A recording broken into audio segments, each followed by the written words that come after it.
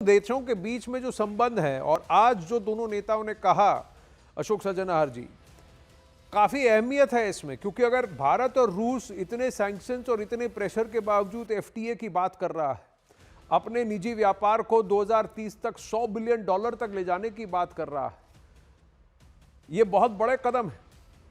जी बहुत धन्यवाद आनंद, मुझे आमंत्रित करने के लिए। आप बिल्कुल ठीक कह रहे हैं और सबसे पहले मैं बताऊं, मेरे लिए बहुत आनंद का विषय है जो मैं आपके साथ इस चर्चा में हूं। आपने बिल्कुल ठीक कहा, जो दोनों नेताओं के द्वारा, एक तो सबसे पहली बात, जो ऐसे समय में जब पूरे विश्व में इतना उथल पुथल हो रहा है, राष्ट्रपति पुतिन यहाँ पर आए हैं, 4 साल हो गए हैं रूस यूक्रेन युद्ध में, और यहाँ पर करीब 27-28 घंटे गुजारने वाले हैं। मुझे याद है जब 2021 में वो आए थे 6 दिसंबर को भारत में, तब उन्होंने भारत की धरती पर केवल 4 घंटे गुजारे थे। तो अब जो है बिल्कुल दोनों देशों के हित में है जो अपने साझेदारी को, अपने सहयोग को और आगे बढ़ाएं। और जैसे राष्ट्रपति पुतिन ने कहा, जो हम अपने विदेश नीति को बिल्कुल इंडिपेंडेंटली चलाएंगे, किसी और देश को नहीं ये कहने देंगे जो आप ऐसा करिए, आप इधर से तेल खरीदिए, उधर से मत खरीदिए, वगैरह वगैरह। तो बहुत महत्वपूर्ण बातें कही गई हैं और आपने जैसे 2-3 मुद्दों के ऊपर आपने आकर्षित किया। जो एक तो फ्री ट्रेड एरिया अग्रीमेंट, उसके बारे में बातचीत हो रही है, क्योंकि इसके बारे में ये मैं बताऊं, यूरेशियन इकोनॉमिक यूनियन करीब 10-15 साल पहले की ये संस्था है। इसमें 5 देश हैं, सबसे बड़ा देश तो इसमें रूस है, परंतु इसमें कजाकिस्तान, जहां मैं एम्बेसडर हुआ करता था, वो इसका बहुत ही महत्वपूर्ण सदस्य है। किर्गिस्तान है, आर्मीनिया है, बेलारूस है। परंतु अगर एफटीए आ जाएगा तो भारत को एक बहुत बड़ा बाजार मिल जाएगा। और उसके साथ साथ आज जो बात हुई है मोबिलिटी एग्रीमेंट की, वो मैं समझता हूं एक गेम चेंजर हो सकता है। और उसमें अगर ये तो एग्रीमेंट साइन हुई है, हमने देखा है भारत का टैलेंट पूरे विश्व में गया है, परंतु रूस में इतनी ज्यादा मात्रा में नहीं गया है। मैं जब वहां पर था, जैसे आपको बताऊं, 2 बारी मैं था मॉस्को में। एक बारी जब मॉस्को ये सोवियत संघ की राजधानी थी, दूसरे बार रशियन फेडरेशन की राजधानी थी।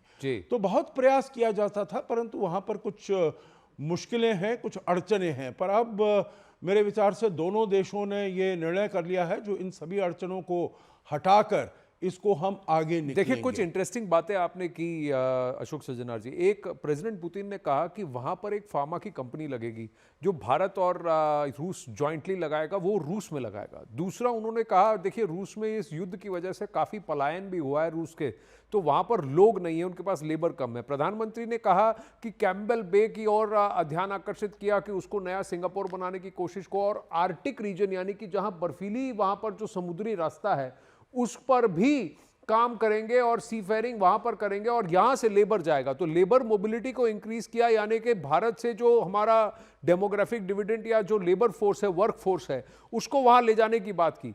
लेकिन इंटरेस्टिंग बात यह है कि जब ये सैंक्शन चल रहे हैं, बैंकों के साथ आप आदान प्रदान नहीं कर सकते, डॉलर का प्रयोग नहीं कर सकते, तो रुपी रूबल में क्या व्यापार हो सकता है? कुछ लोग कहते हैं कि अगर $60 बिलियन के तेल का व्यापार आप डायरेक्ट कर सकते हो, तो फिर क्यों नहीं बाकी सब कुछ कर सकते? तो क्या ये मैकेनिज्म पॉसिबल है? और ये जो 5 देश आपने जोड़े, इन पर सैंक्शन नहीं है, तो क्या इनके थ्रू रूस के अंदर सामान जा सकता है?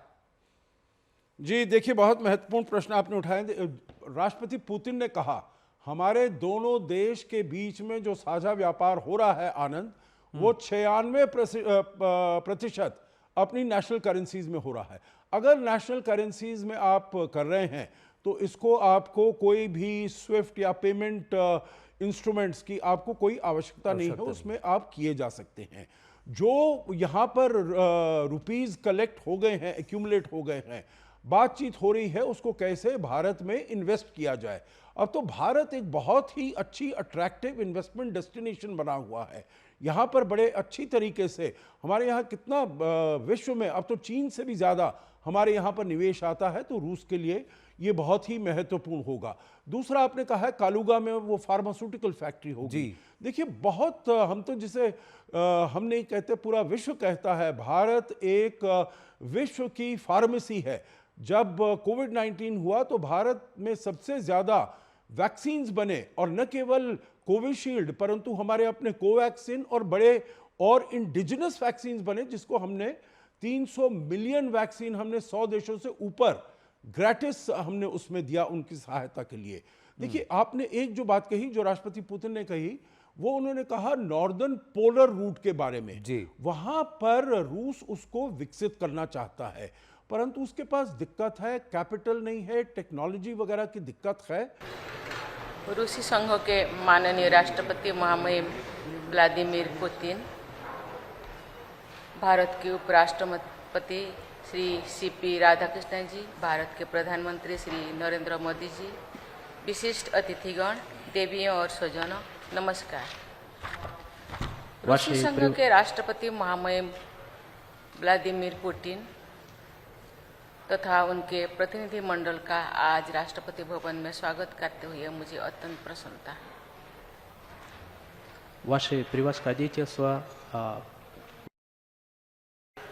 уважаемый вице-президент господин Сипи Радхакришнан, уважаемый премьер-министр, у меня огромное удовольствие приветствовать в Раштраспати Бхаване его превосходительство господина Владимира Владимировича Путина, президента Российской Федерации и уважаемых членов его делегации.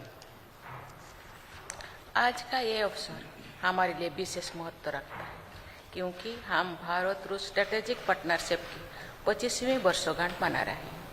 एक ऐसी साझेदारी जिसकी नींव अक्टूबर 2000 में महामहिम राष्ट्रपति पुतिन की भारत यात्रा के दौरान पड़ी थी और जिसे वर्ष 2010 में special and privilege strategic partnership के स्तर तक उन्नत किया गया।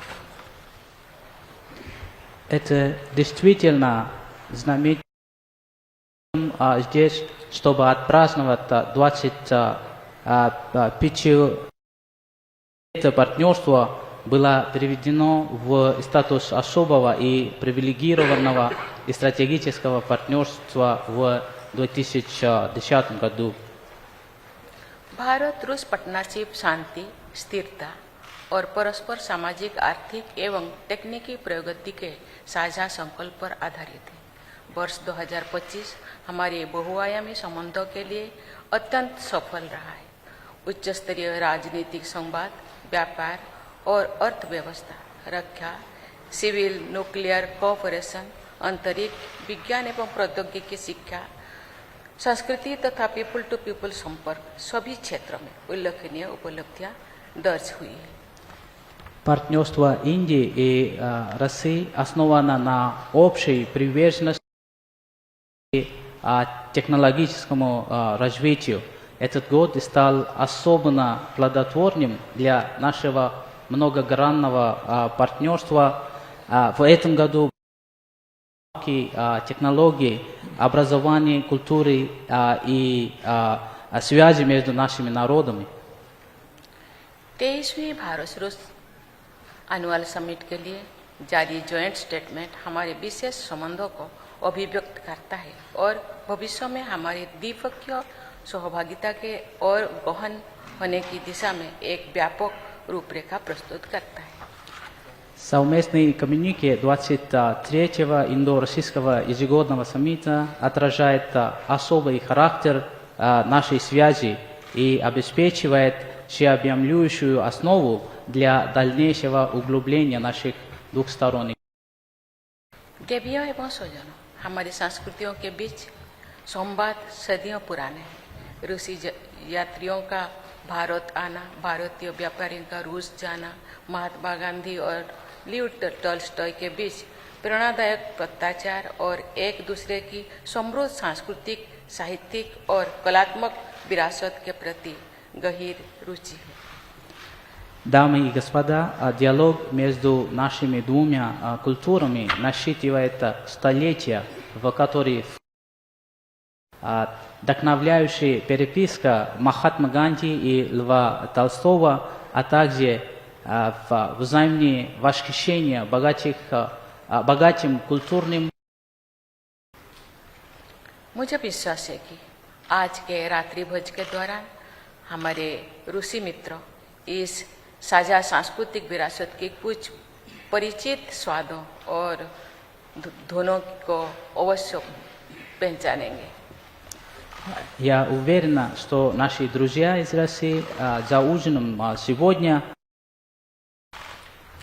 गंगा और भोलगा की संगम भावना हमारी मित्रता में प्रभावित होती रही है और ये हमारी सहयोग का मार्गदर्शन करती रहेगी। дух слияния महामुहिम, आज की ये संध्या हमारी दोनों देशों की ऐसी मित्रता का उत्सव है जो अनेक वर्षों से अटूट रही है और आने वाले समय में और प्रगाढ़ होती रहेगी। Ваше превосходительство, сегодняшний вечер – это праздник дружбы между нашими двумя странами, которая крепко на протяжении многих лет и будет процветать еще долгие годы. इन्हीं शब्दों के साथ महामहिम देवियों एवं स्वजनों, आइए हम सब मिलकर महामहिम राष्ट्रपति व्लादिमीर पुतिन के उत्तम स्वास्थ्य के लिए, रूसी जनता की निरंतर प्रगति एवं समृद्धि हेतु तथा भारत रूस की अटूट और शाश्वत मित्रता के लिए अपनी शुभकामनाएं व्यक्त करें। धन्यवाद। चीन वहां पर आना चाहता है। चीन कहता है मैं नियर आर्कटिक नेशन हूं, उसका कोई नहीं मिलता है तट उससे आर्कटिक सर्कल से, पर वो कहता है मैं नियर आर्कटिक स्टेट हूं। पर रूस नहीं चाहता, जो उसका निर्भरता जो चीन के ऊपर वैसे ही इतनी बड़ी हुई है, उसकी निर्भरता और भी बढ़ जाए। देखिए उसके पास आइस ब्रेकर्स हैं, रूस के पास। नंबर 2 है चीन के पास आइस ब्रेकर्स हैं।